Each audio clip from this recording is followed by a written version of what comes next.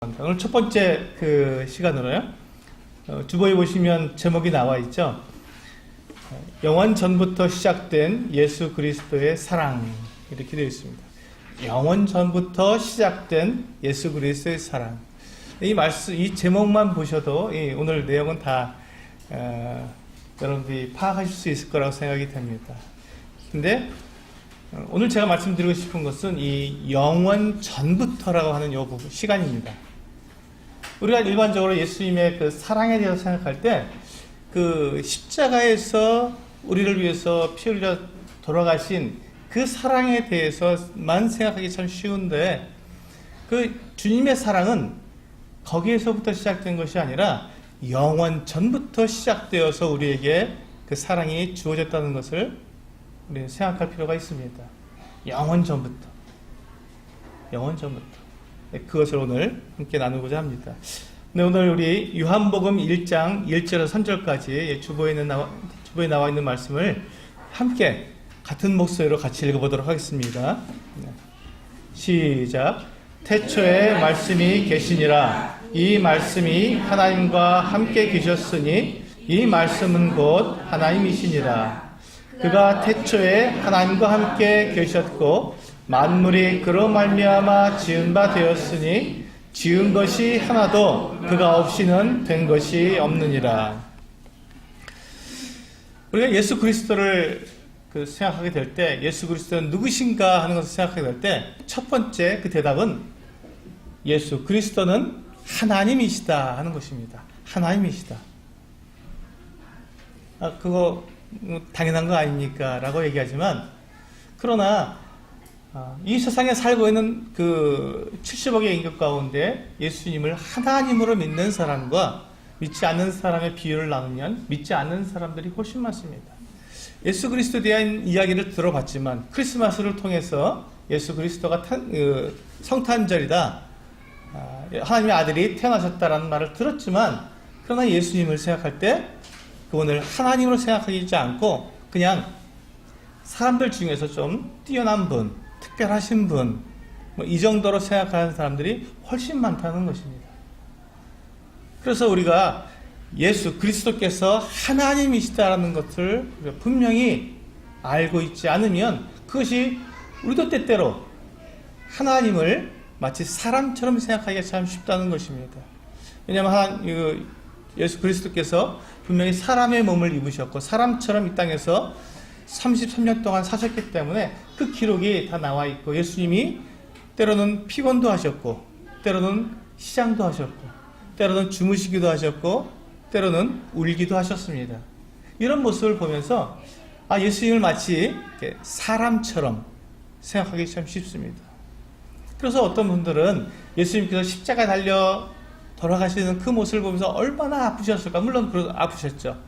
근데 그것을 마치 사람처럼 생각해서 그 불쌍히 여기는 예수 그리스도를 불쌍히 여기는 그 같은 마음을 갖게 되는데, 그것보다는 예수 그리스도께서 물론 십자가 달리실 때 참으로 고난과 고통을 당하셨지만, 그렇다고 주님께서 불쌍하신 분은 아니라는 것입니다. 우리가 잘못 생각하는 것이죠. 예수 그리스도는 하나님의 아들이십니다. 그분은 권능을 가지고 계시고요, 능력을 가지고 계시고 권위를 가지고 계신 분입니다. 그분이 십자가 달리실 때 고통을 당하셨지만, 주님은 결코 그것을 억울하게 당하신 것이나 힘이 없어서 당하신 것이 아니라 자의로 사람들을 구원하셔야 됐기 때문에 스스로 십자가에 나아가신 것입니다. 얼마든지 그 십자가를 피할 수 있었고, 얼마든지 자기를 잡는 군병들을 물리칠 수 있으셨지만, 힘이 없어서 우리가 많은 사람들한테 억지로 끌려서 고난을 당하게 되는 것은 불쌍해 볼 수 있습니다. 우리 사람들은 저렇게 힘이 없어서 저렇게 당하는구나, 누가 좀 도와줘야 될 텐데, 이런 불쌍한 마음이 들 수도 있지만, 예수 그리스도가 십자가에 달리실 때 그 모습은 힘이 없어서 달리신 것이 아닙니다. 능력이 없어서 그냥 그렇게 억울하게 누구의 도움을 구하려고 이렇게 십자가에 달려서 계신 것이 아니었다는 것입니다. 그것은 우리를 위해서 당신을 내어주신 그리스도의 사랑을 되는 것입니다. 그래서 우리가 예수 그리스도를 생각하게 될 때 그분을 사람처럼 우리가 그런 감정으로 그렇게 대하는 것은 좀 조심해야 한다는 생각을 갖습니다. 우리도 때때로 그래서 이 예수님을 생각하게 될 때 사람처럼 생각하게 된다면 어떤 우리가 오해를 하게 되냐면 그분도 하지 못하실 일이 있을 것이다. 아무리 예수님이 나를 사랑하셔도 이건 못하시겠지. 이런 일까지 어떻게 하시겠나 라는 또 오해를 하실 수 있다는 것이죠. 예수 그리스도는 하나님이십니다. 그분은 전능하신 분이십니다. 그분에게는 하지 못하실 일이 없는 것이죠. 능치 못할 일이 없으신 분이십니다. 그래서 예수 그리스도께서 하나님이시라는 것을 우리가 분명히 알고 믿어야 한다는 것입니다. 우리가 예수 그리스도께서 하나님이시라는 것을 우리가 말을 할 때 그때 우리가 한 가지 꼭 짚고 넘어가야 될 것 같은 내용이 있습니다. 그것은 삼위일체라는 것입니다. 삼위일체. 우리가 삼위일체라는 말은 많이 듣지만 이 삼위일체는 이해하기가 참으로 어려운 하나님의 그 신비의 한 모습이기 때문에 저도 이제 잘못하면 실수할 수가 있습니다. 하나님의 우리가 그 다 알 수 없는 하나님의 신비한 모습 중에 하나인데 그것을 우리가 언어로 우리가 이해할 수 있는 언어로 표현하기 때문에 실수할 수도 있습니다. 그 정도로 이렇게 어려운 말인데요. 삼위일체는 성부 하나님과 성령 하나님 그리고 성자 하나님 이 삼위에 하나님이 계시다는 것입니다. 그러니까 우리가 이렇게 말을 할 때 왜 그러면 세 분이라고 안 하고 삼위라고 합니까? 라고 묻습니다. 하나님은 세 분이 아니라 삼위입니다. 왜냐하면 하나님은 한 분이시기 때문에 그렇습니다. 굉장히 어렵죠. 하나님은 성부 하나님, 성자 하나님, 성령 하나님으로 계시는데 그분들이 이게 세 분으로 계신 것이 아니라 한 분으로 존재하시지만 삼위로 나타난다는 것입니다. 그래서 우리가 이제 이것을 세 분이라고 말을 못하는 이유가 한 분으로 나타나기 때문에 그렇습니다. 그래서 우리가 지금 우리의 언어로는 삼위일체라고밖에 말할 수가 없습니다. 그래서 이 신비를 우리가 지금 우리의 생각과 우리 눈으로는 다 파악할 수가 없지요. 그래서 우리 하나님 나라에 갔을 때 하나님을 우리가 눈으로 직접 뵙게 되었을 때 얼굴과 얼굴을 뵙게 될 때 그때 비로소 그 삼위일체가 바로 이것이었구나 하고 우리가 깨닫게 될 것입니다. 그 전에 우리가 이 땅에 사는 동안에는 삼위일체의 정확한 신비를 다 우리가 이해하지는 못합니다. 그런데 성경에서 말씀하고 있는 것은 분명하게 성부 하나님으로 또 성자 하나님으로 성령 하나님으로 성경에서 나타나고 계시다는 것이죠. 그렇다면 성자 하나님은 하나님이실까요? 네, 맞습니다. 하나님이십니다. 그렇다면 성부 하나님도 하나님이십니까? 하나님입니다. 그러면 성부 하나님과 성자 하나님은 같은 분입니까? 그렇지는 않다는 것이죠. 이게 어려우시죠? 네, 성부 하나님과 성자 하나님은 각각의 인격으로 위격으로 이렇게 활동하십니다. 그런데 그 성부 하나님과 성자 하나님이 같은 하나님이라는 것이죠. 그래서 우리가 이제 성경 요한복음 한번 열어서 보시겠습니다. 어려운 개념이기 때문에 요한복음 17장 보시면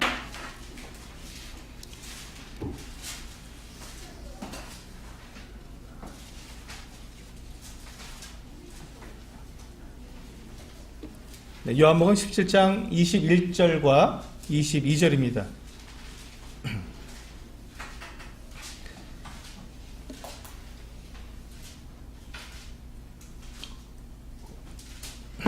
네, 제가 읽어드리겠습니다. 아버지여, 아버지께서 내 안에, 내가 아버지 안에 있는 것 같이 그들도 다 하나가 되어 우리 안에 있게 하사 세상으로 아버지께서 나를 보내신 것을 믿게 하옵소서. 내게 주신 영광을 내가 그들에게 주었사오니 이는 우리가 아버지와 아들이시죠. 우리가 하나가 된 것 같이 그들도 하나가 되게 하려 함이니이다. 여기 보시면 아버지께서 아들 안에 계시고 또 아들께서 아버지 안에 계신다고 말씀하고 있습니다. 그래서 아버지와 아들이 하나다라고 말씀하십니다. 그러니까 성부 하나님과 성자 하나님이 한 분이시라, 하나라는 것이죠. 하나다. 그런데 성부 하나님하고 성자 하나님하고 같지는 않죠. 왜냐하면 다르니까 성부가 계신 거고 성자가 계신 것이니까요. 그 두 분이 하나다라고 말씀하고 있는 것입니다. 그래서 이와 같이 성부 하나님과 성자 하나님의 하나이시고 한 분이시지만 성부 하나님과 성자 하나님은 각각 활동하신다는 것이죠. 각각의 지의, 지성과 또 감정과 의지를 가지고 활동하시는 분이십니다. 또 우리 고린도전서 2장을 한번 열어보도록 하겠습니다. 삼일체는 조금 어려운데 여기까지만 제가 말씀을 드리도록 하겠습니다. 고린도전서 2장 11절을 열어보시면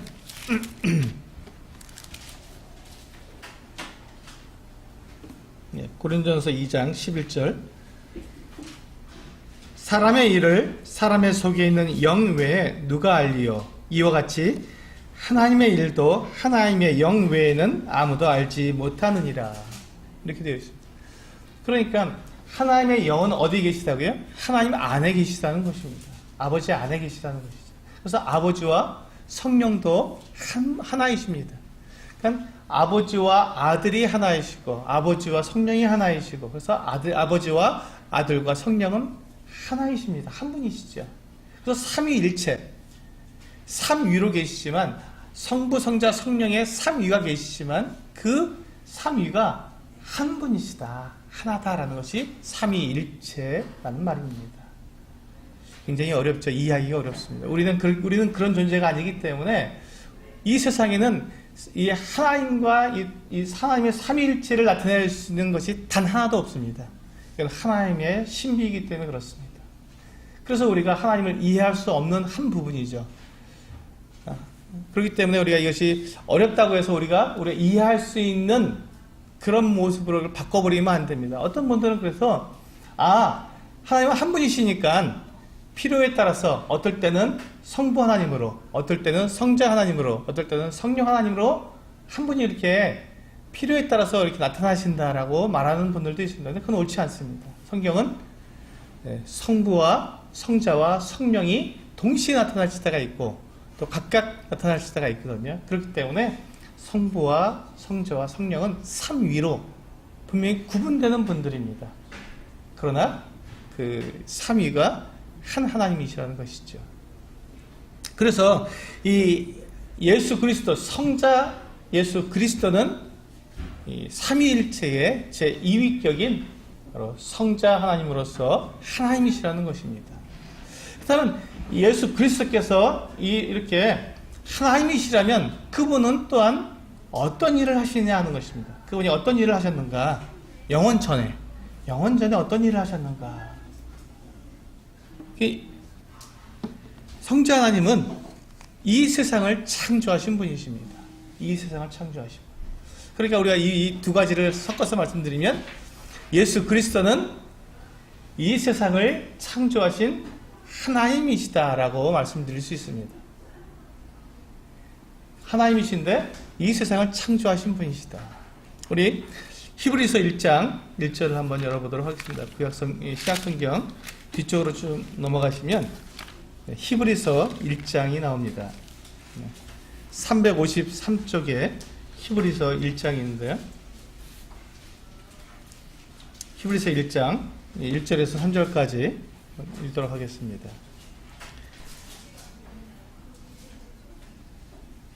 읽어드리겠습니다. 옛적에 선지자들을 통하여 여러 부분과 여러 모양으로 우리 조상들에게 말씀하신 하나님이 이 모든 날 마지막에는 아들을 통하여 우리에게 말씀하셨으니 이 아들을 만유의 상속자로 세우시고 또 그로 말미암아 모든 세계를 지으셨느니라.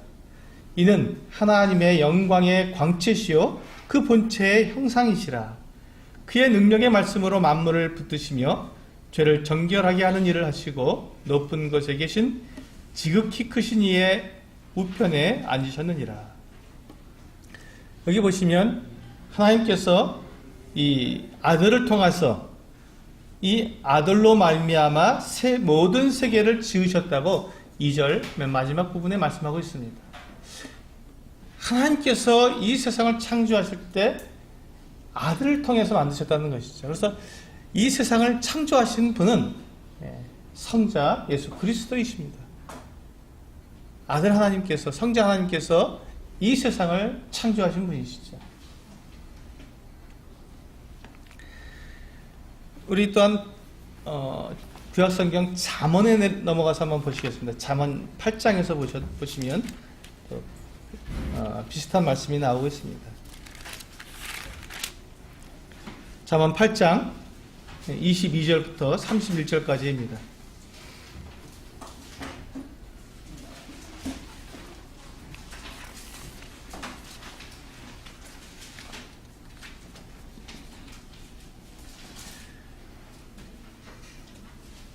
잠언 8장 22절부터 31절까지 제가 읽어드리겠습니다. 여호와께서 그 조화의 시작 곧 태초에 일하시기 전에 나를 가지셨으며 만세 전부터 태초부터 땅이 생기기 전부터 내가 세움을 받았나니 아직 바다가 생기지 아니하였고 큰 샘들이 있기 전에 내가 이미 났으며 산이 세워지기 전에 언덕이 생기기 전에 내가 이미 났으니 하나님이 아직 땅도 들도 세상 진토에 근원도 짓지 아니하셨을 때에라. 그가 하늘을 지으시며 궁창을 해면에 두르실 때 내가 거기 있었고 그가 위로 구름 하늘을 견고하게 하시며 바다의 샘들을 힘있게 하시며 바다의 한계를 정하여 물이 명령을 거스르지 못하게 하시며 또 땅의 기초를 정하실 때 내가 그 곁에 있어서 누가 되었다고요? 창조자가 되었다고 말씀하고 있습니다. 창조자가 되어 날마다 그의 기뻐하신 바가 되었으며 항상 그 앞에서 즐거워하였으며 사람이 거처할 땅에서 즐거워하며 인자들을 기뻐하였느니라. 여기서 보시면 하나님께서 이 세상을 창조하실 때 내가 창조자가 되어 함께 그 곁에 거했다고 말씀하고 있습니다. 그러면 우리는 예수님은 누구신가, 예수 그리스도는 누구신가라고 말할 때 어떻게 말할 수 있다고요? 예수님은 이 세상을 창조하신 하나님이시다, 이렇게 말할 수 있습니다. 예수님이 누구시라고요? 세상을 창조하신 하나님이시다.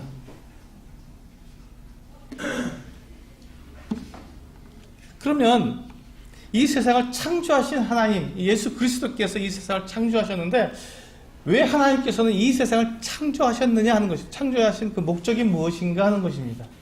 이 세상을 창조하신 목적, 왜 하나님이 이 세상을 창조하셨을까요? 그것은 하나님께서 사랑할 대상을 지으시기 위한 것이었습니다. 사랑할 대상을 지으시기 위해서. 우리 요한일서 4장 8절에 보면 하나님은 사랑이심이라 라고 되어 있습니다. 하나님은 사랑이십니다. 그래서 이 성부 하나님, 성자 하나님, 성령 하나님, 이 삼위일체가 영원 전부터 계실 때 전혀 부족하거나 무엇이 필요하지 않고 완전히 만족한 상태로 계셨습니다. 왜냐하면 이 삼위일체 하나님께서 서로 사랑하셨기 때문에 완전한 하나가 되셨기 때문에 더 이상 거기에 뭐가 필요하지 않았습니다. 완전한 분으로 계셨습니다. 근데 이 삼위일체 하나님께서 그 사랑이시기 때문에 사랑의 대상을 만들기로 작정을 하신 것입니다. 계획을 하셨습니다. 사랑을 나타낼 수 있는, 사랑을 나타낼 대상을 우리가 만들자라고 계획을 하신 것이죠. 그 마음을 품으셨습니다. 삼위일체 하나님께서 그 일을 시작하신 것입니다. 그래서 하나님께서 이 세상을 창조하시게 된 것이죠. 하나님이 사랑이신데 그 사랑을 나타낼 대상이 필요하기 때문에 나타내기 위해서 사랑할 사람, 사랑의 대상을 지으신 것이지요. 우리 창세기 1장 한번 열어서 보시겠습니다. 창세기 1장 26절 말씀입니다. 창세기 1장 26절입니다.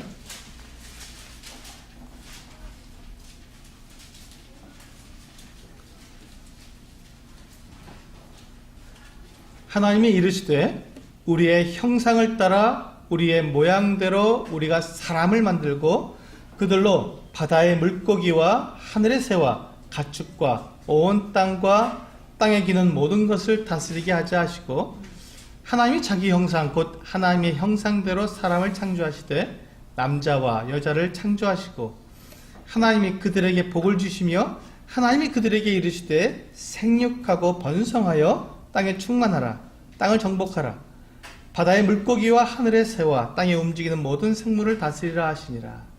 하나님이 이르시되 내가 온 지면에 씨 맺는 모든 채소와 씨 가진 열매 맺는 모든 나무를 너희에게 주노니 너희의 먹을거리가 되리라.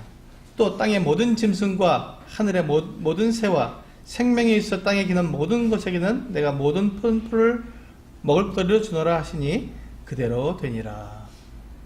여기 보시면 하나님께서 우리가 우리의 형상을 따라 우리의 모양대로 우리가 사람을 만들자 라고 26절에 말씀하고 있습니다.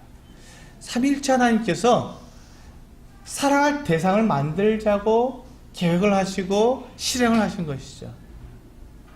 그래서 하나님께서 이 세상을 만드신 이유는 하나님의 그 사랑을 나타내시기 위해서입니다. 사랑할 대상을 만들어서 그들에게 사랑해 주시기 위해서, 사랑을 보여주시기 위해서 만드신 거예요. 이 세상을 만드신 것입니다. 그 중에 사람을 만드셨습니다. 사람을 어떻게 만드셨다고요? 하나님의 형상대로, 하나님의 모양을 따라서 우리 사람들을 만드셨습니다. 그러니까 하나님의 진정한 사랑의 대상은 누구냐면 사람이 되는 것이죠. 이 세상을 만드셔서 그 중에 하나님의 형상을 따라 지은 사람을 두셨기 때문에 하나님은 사람과 사랑의 교제를 나누시는 것입니다.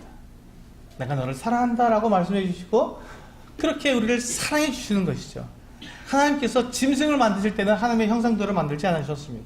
하나님께서 짐승들과 교제하고 짐승들을 막 사랑하셔도 그렇게 하시지는 않으신다는 것입니다. 짐승과 사람은 다릅니다. 차원이 다르지요. 물론 하나님께서 짐승들도 먹이시고 그들도 돌아보십니다. 하나님은 모든 이 온 우주 모든 만물들 다 운행하시고 붙들고 계시고 돌아보시는 분이십니다. 그럼에도 불구하고 하나님의 형상대로 만든 사람을 사랑하신다는 것입니다. 하나님은 사람을 하나님의 사랑의 대상으로 만드신 것입니다. 그리고 하나님께서는 이 사람을 그렇게 하나님의 형상대로 만드셔서 사랑하시는데 그렇다면 이 사랑의 대상을 어떤 일을 해야 하도록 만드셨냐면 28절에 보면 하나님이 그들에게 복을 주시며 이제 복을 주셨죠. 그들에게 복을 주시며 하나님이 그들에게 이르시되 생육하고 번성하여 땅에 충만하라 땅을 정복하라 바다의 물고기와 하늘의 새와 땅에 움직이는 모든 생물을 다스리라고 말씀하고 있습니다. 그렇습니다. 하나님께서 사람을 사랑의 대상으로 만드시고 사람들에게 권위를 주셨는데 하나님의 그 권위를 대신해서 사용할 수 있도록 대리자로서 이 세상을 다스리도록 하셨습니다. 그러니까 이 사람이 가지고 있는 이 권위는 어마어마한 것입니다. 한번 생각해 보시기 바랍니다. 하나님의 형상대로 만들어졌습니다. 사람들에게는 하나님의 모습이 들어있는 거예요. 그러니까 땅에 기는 짐승들과 바다의 물고기들과 하늘의 새들이 사람들의 명령을 다스림을 받을 수밖에 없는 것이죠. 왜? 사람에게는 하나님의 형상이 깃들여져 있기 때문에 그렇습니다. 하나님이 그 권위를 주신 것입니다. 왜요?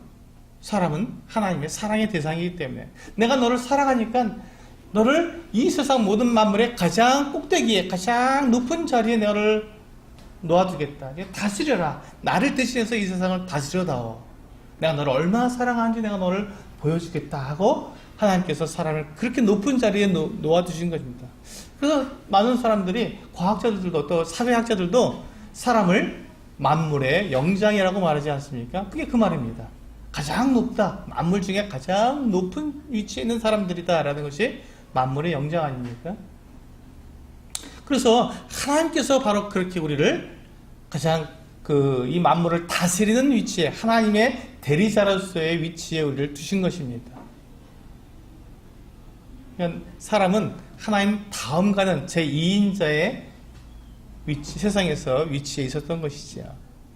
그런데 참 놀랍게도요, 사람이 그렇게 정말 이 세상을 다스리는 그 놀라운 자리에 있었음에도 불구하고 뱀이 유혹했을 때 어떻게 됐습니까? 그 뱀의 유혹에 넘어가고 말았습니다. 뱀의 유혹에 넘어가면서 곧바로 그가 앉은 자리가 어느 자리입니까? 하나님의 자리였습니다. 하나님처럼 되고 싶어서 하나님의 자리에 앉은 것이죠. 하나님께서 그렇게 이 모든 만물의 가장 높은 자리에 올려놔 주셨음에도 불구하고, 하나님의 그 영광을 나타낼 수 있는 그 자리에 놓아주셨음에도 불구하고, 그 유혹을 받았을 때 오히려 하나님을 대적하고 그 하나님의 자리에 앉아버린 것입니다. 그러니까 하나님의 원수가 될 수밖에 없었죠. 그게 바로 죄입니다. 사람들이 가지고 있는 죄가 바로 그것입니다. 하나님의 자리에 사람이 앉아버린 것. 하나님 없이 나 혼자 살 수 있어, 하나님 필요 없어요 하고 하나님을 밀어버린 것, 그것이 바로 죄입니다. 하나님 없이 내 마음대로, 내 능력대로, 내 지식대로, 내 뜻대로 내가 살아갈 수 있습니다 라고 하는 것, 그것이 바로 사람들이 가지고 있는 죄입니다. 하나님은 사람을 왜 만드셨습니까? 사랑하기 위해서, 교제하기 위해서. 내가 너를 사랑한다. 근데 사람은 하나님 필요 없습니다, 하나님 사랑 필요 없다니까요, 난 내 마음대로 살 거예요, 나를 귀찮게 하지 말아주세요 라고 말한 것과 같습니다. 그러니 이것이 바로 죄가 되는 것이죠. 하나님은 사람에게 하나님의 형상을 따라서 지으셨는데, 하나님의 형상을 가지기보다는 내가 하나님이 되고자 하는 그런 어리석은 행동을 하게 된 것이죠. 그것이 죄입니다.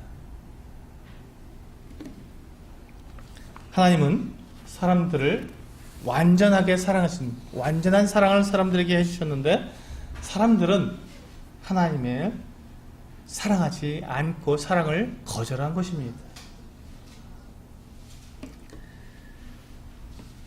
이 완전한 사랑은요, 완전한 사랑은 억지로 하는 사랑이 아닙니다. 완전한 사랑, 참 사랑은 내가 자의로 사랑하는 것입니다. 내 뜻대로 내가 정말로 내가 사랑하겠습니다 하는 것이, 그것이 진짜 참 사랑이라는 것이죠. 하나님은 사람들에게서 사랑을 받고 싶으신데 억지로 로봇처럼 나 사랑하도록 프로그램을 딱 해놓고 너 사랑할 수밖에 없도록 만드시는 것이 아니라, 그가 사람들이 스스로 정말 하나님의 그 영광을 보니까, 하나님을 알아보니까 하나님 정말 감사합니다, 하나님 정말 사랑할 수밖에 없습니다 라고 고백하고, 하나님을 스스로 하나님을 사랑할 수 있도록, 그런 사랑을 하나님께서 사람들에서 바라시는 거거든요.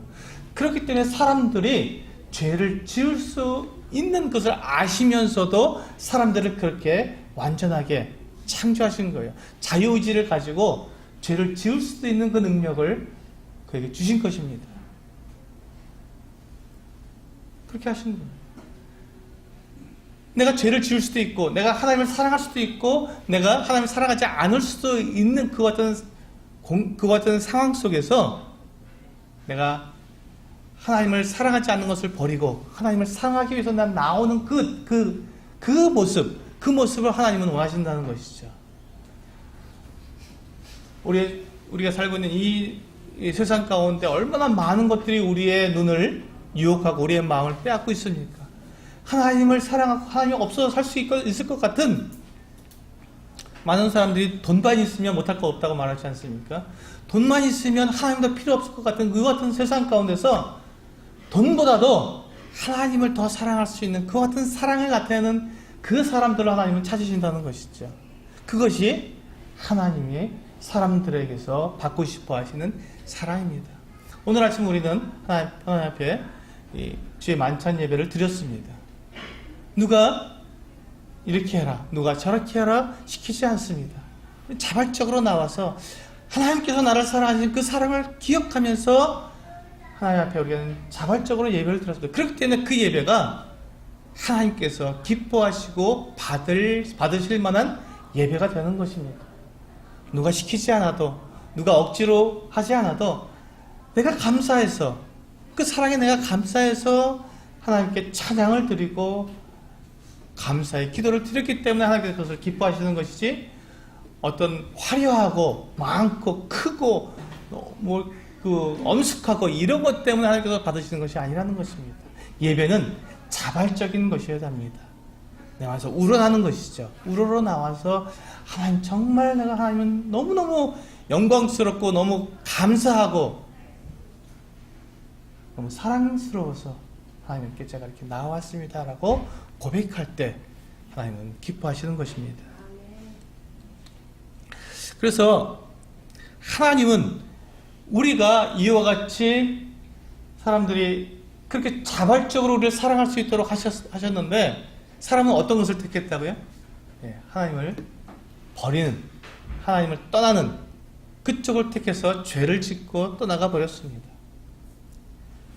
여기서 참 놀라운 것은요, 하나님은 이 모든 것들을 이미 이 세상을 짓기 전에, 창세 전에 사람들을 지으실 계획을 세우실 그때 이미 사람들이 범죄할 것을 아셨다는 것입니다. 아시고 계셨어요. 아심에도 불구하고 사람을 지으신 것입니다. 정말 하나님을 닮은 가장 아름다운 사람을 만들어 주신 거예요. 아시면서도. 그리고 사람이 정말로 떠나갔습니다. 하나님을 배반하고 하나님 자리에 앉아서 죄를 짓고 떠나갔습니다. 하나님은 그것을 아시면서도 사람을 지으셨기 때문에 하나님은 그 사람을 끝까지 사랑해서 그가 다시 한번 하나님께 자발적으로 나올 수 있는 기회를 마련해 주시는 것입니다. 이게 지금 우리들입니다. 이게 하나님의 사랑이십니다. 하나님은 사람들이 무엇을 택할지 아셨습니다.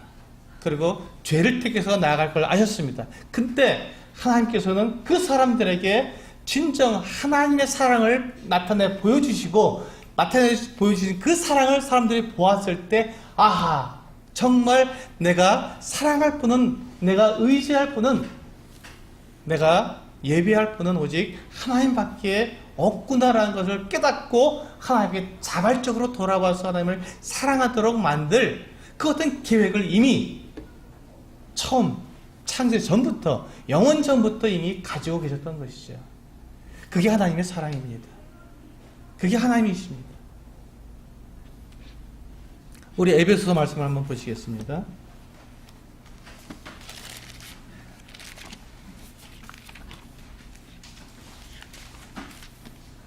에베소서 1장 4절입니다.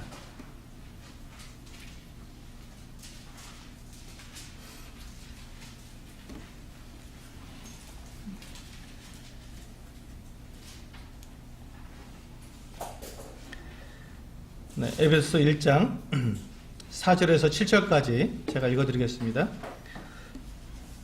이 부분은 중요한 부분이니까 잘 읽어보시면 좋겠습니다.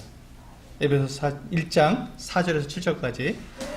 곧 창세 전에 그리스도 안에서 우리를 택하사 우리로 사랑 안에서 그 앞에 거룩하고 흠이 없게 하시려고 그 기쁘신 뜻대로 우리를 예정하사 예수 그리스도로 말미암아 자기의 아들들이 되게 하셨으니 이는 그가 사랑하시는 자 안에서 우리에게 거저 주시는 바 그의 은혜의 영광을 찬송하게 하려는 것이라. 7절.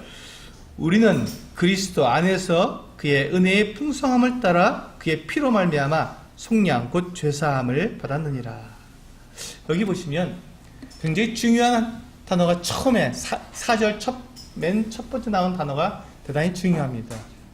창세 전에 하나님께서 그리스도 안에서 이와 같은 것들을 다 이미 계획하신 것입니다.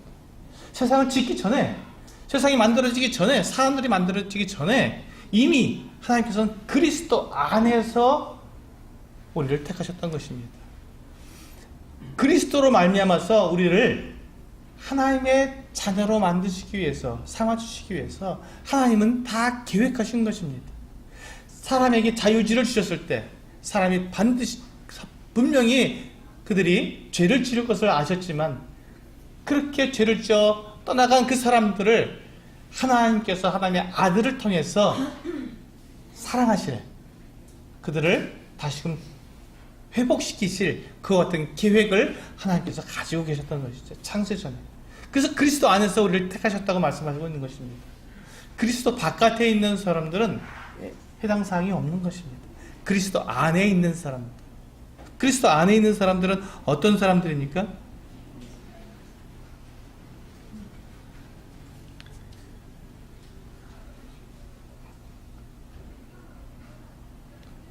네. 4절에 보시면 곧 창세전에 그리스도 안에서 우리를 택하사 우리로 사랑 안에서, 하나님의 사랑 안에서 하나님의 그 사랑으로 어떻게 하셨다고요? 그 앞에 거룩하고 흠이 없게 하시려고 하셨다는 것입니다. 사람들이 죄를 지었어요. 하나님께서 아십니다. 그렇죠? 사람들이 그 아담과 하와를 지으셨을 때 아담과 하와가 선악 알게 하는 나무의 열매를 따먹고 죄를 짓고 그 후손들이 다 죄 가운데 살게 되었습니다. 이 죄 가운데 이 사람들을 하나님께서 어떻게 하신다고? 그리스도 안에서 흠이 없고 거룩하게 만드실 계획을 창세전에 이미 가지고 계신 겁니다. 누구를 통해서? 예수 그리스도를 통해서. 예수 그리스도를 통해서 그렇게 거룩하고 흠이 없게 하실 계획을 이미 하나님께서는 가지고 계셨던 것이죠. 이것이 하나님의 사랑이고 이것이 영원 전부터 예수 그리스도께서 우리에게 나타내 주신 하나님의 사랑이십니다. 영원 전부터. 그래서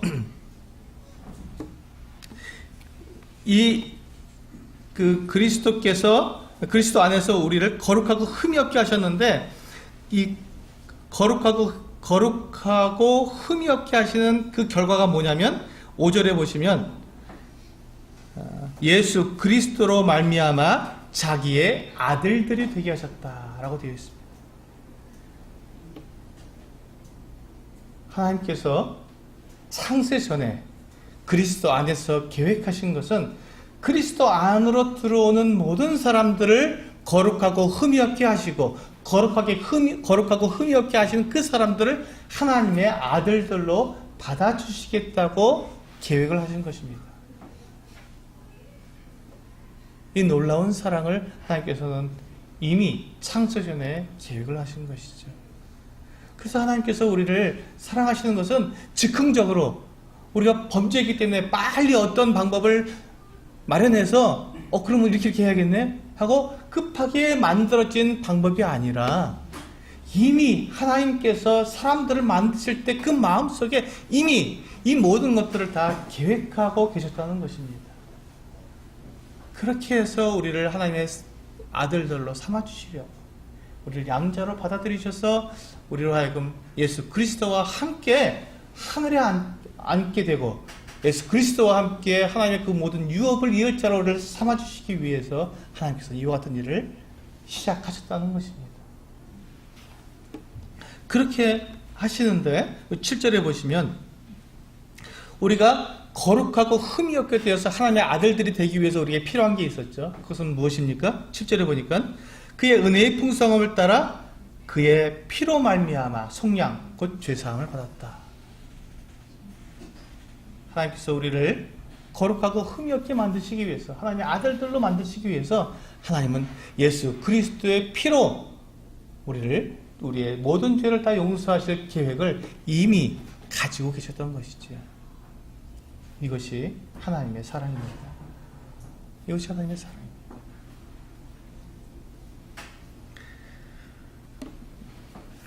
우리 요한복음 1장으로 다시 한번 가보시겠습니다.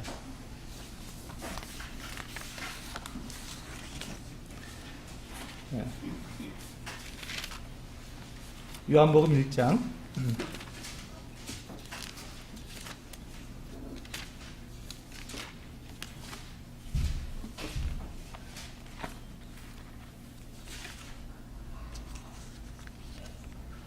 네, 9절부터 14절까지 읽겠습니다.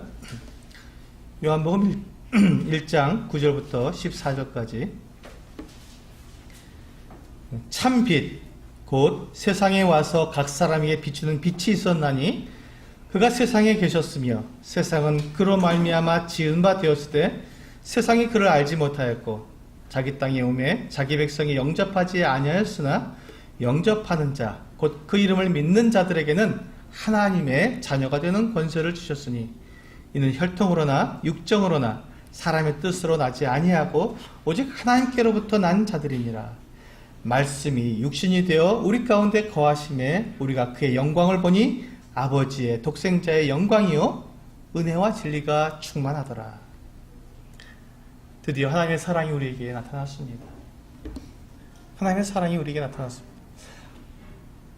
삼위일체 하나님께서 창세 전에 사람들을 향해서 가지신 그 사랑, 사람들을 하나님께서 사랑할 대상으로 사람들을 만드시고 그들이 하나님을 택할 것인지 또 죄를 택할 것인지 그들에게 자유의지를 주셨다가 그들이 죄를 택할 것을 아시면서도 그들이 죄를 택했을 때 그들을 다시금 하나님의 아들로 되사오실, 돌려놓으실 그 계획을 그리스도 예수 안에서 가지시고 예수 그리스도의 그 피로 우리의 모든 죄를 용서하시고 그래서 우리를 하나님의 자녀로 받아들여 주시는 그 모든 계획을 이미 영원 전부터 가지고 계셨는데 그 영원 전부터 가지고 그 계획을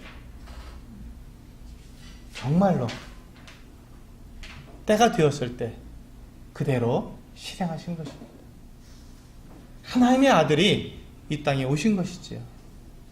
우리 대신 그 피를 흘리시기 위해서 우리의 죄사함을 주시기 위해서 정말로 하나님의 아들이 이 땅에 오신 것입니다. 이게 바로 요한복음 1장 9절부터 14절에 있는 말씀입니다. 참빛 곧 세상에 와서 각 사람을 비추는 빛이 있었나니 그가 세상에 계셨으며 세상은 그로 말미암아 지은 바 되었다고 말씀하고 있습니다. 그분이 이 세상을 지으신 분인데 이 세상을 지으신 분이 이 세상에 왔지만 자기 백성은 그분을 영접하지 않았다고 말씀하고 있습니다. 참빛이 비추었지만 사람들은 그 빛을 알아보지 못했다고 말하고 있습니다. 그래서 하나님께서 뭐라고 약속해 주셨냐면 자기 백성 이스라엘 사람들조차도 하나님을 믿는다고 하고 메시아를 기다리던 이스라엘 백성들조차도 예수님께서 하나님의 아들이신 예수님께서 이 땅에 오셨을 때 그를 알아보지 못했고 영접하지 않았지만 그러나 이제 영접하는 자 그가 이스라엘 사람이든지 이방인이든지 누구든지 그가 종이든지 부자든지 남자든지 여자든지 그 누구든지 상관없이 그가 예수 그리스도를 영접하는 자는 하나님의 자녀가 되는 권세를 주시겠다고 약속하신 것입니다. 그래서 그것이 혈통으로나 육정으로나 사람의 뜻으로 나지 아니했다고 분명하게 말씀하시고 하나님께로부터 난 자라고 말씀하시는 것입니다. 하나님께로부터 난 자, 이게 바로 거듭난 자를 말하는 것입니다. 거듭났다는 말이 바로 하나님께로부터 난 자라는 뜻입니다. 바로 그렇게 영접하는 사람이 곧 거듭나는 사람들입니다. 이스라엘 사람들은 영접하지 않았습니다. 그분을 하나님의 아들로 하나님으로 받아들이지 않았습니다. 거절했습니다. 그러나 이 예수님의 이와 같은 소식을 예수님께서 말씀하신 것과 행하신 것들을 들은 이 복음을 듣고 그분을 영접한 사람들에게는 하나님의 자녀가 되는 이 놀라운 권세를 우리에게 허락하신 것입니다. 그분이 14절에 분명하게 말씀하고 있지 않습니까? 그 말씀이 육신이 되어 우리 가운데 거하심에 그분이 이미 오신 것입니다. 이미 오셨습니다. 약속한 대로 영원전부터 계획하신 그 계획을 그리고 수없이 구약성경에 예언하신 약속하신 그 약속대로 때가 되었을 때 바로 그 성자 하나님께서 이 땅에 오신 것입니다. 그리고 오신 그 하나님께서 우리를 완전하게 사랑해 주셨습니다.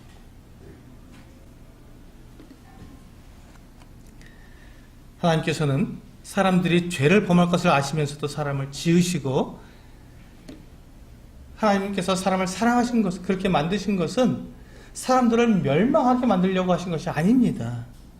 오히려 사람들이 하나님의 참 사랑을 알고 그 사랑을 깨닫고 하나님께 나와서 하나님의 자녀로 삼기 위해서 하나님 그와 같이 하셨다는 것입니다. 참된 사랑이 무엇입니까? 그것은 억지로 하는 사랑이 아니라 내가 자발적으로 하는 사랑을 말합니다. 자발적으로. 내가 그 하나님의 그 사랑을 내가 알고 그 하나님의 이와 같은 우리를 향해서 행하신 그 사랑의 모든 것들을 우리가 보고 들었을 때 그것에 대해서 내가 감사하고 내가 무릎 꿇고 내가 죄인이라는 것을 고백하고 그분을 나의 하나님으로 받아들였을 때, 영접했을 때 그를 하나님의 자녀로 삼아주시는 것이 바로 하나님께서 계획하신, 우리 주 예수 그리스도 안에서 계획하신 하나님의 영원한 사랑이라는 것입니다. 그래서 하나님은 이미 하나님의 그 사랑으로 이미 이 모든 길을 다 준비해 놓으셨습니다. 다 마련해 놓으셨고 이미 다 완성해 놓으셨습니다. 그 주 예수님께서 십자가 달려서 맨 마지막 말씀이 다 이루었다라고 말씀하신 것입니다. 누구든지 이 예수 그리스도를 영접하고 하나님께로 나오는 사람이 있다면 그는 이미 요한복음 1장 12절에서 약속하신 대로 하나님의 자녀가 되는 권세를 주시겠다고 말씀하셨고, 그것은 혈통도 아니고 육정도 아니고 사람의 뜻도 아니고 오직 하나님께로부터 나신 자가 된다는 것입니다. 이것을 하나님께서 이루시고 우리들에게 분명하게 나타내 주신, 누구를 통해서요? 예수 그리스도를 통해서. 이 바로 예수 그리스도께서 영원전부터 시작하신 하나님의 사랑을 이와 같이 우리 가운데 이루시게 한 것입니다. 우리 한번 예수 그리스도께서 어떤 분인지 한번 말씀해 볼까요? 예수 그리스도께서는 제가 말씀드리겠습니다. 정리해서 지금 세 가지를 제가 말씀드렸습니다. 첫 번째, 예수 그리스도는 하나님이시다. 두 번째는 예수 그리스도는 창조주시다. 세 번째는 예수 그리스도는 우리를 사랑하신 분이다.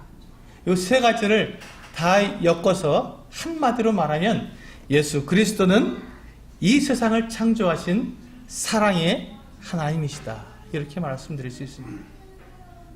오늘 첫 번째 예수 그리스도에 대한 첫 번째 시간에 제가 성도님들에게 드리는 이 말씀을 한마디로 요약하면 바로 그것입니다. 예수 그리스도는 이 세상을 창조하신 사랑의 하나님이시다. 같이 한번 해보실까요? 시작. 예수 그리스도는 이 세상을 창조하신 사랑의 하나님이시다. 감사합니다. 기도하고 마치도록 하겠습니다.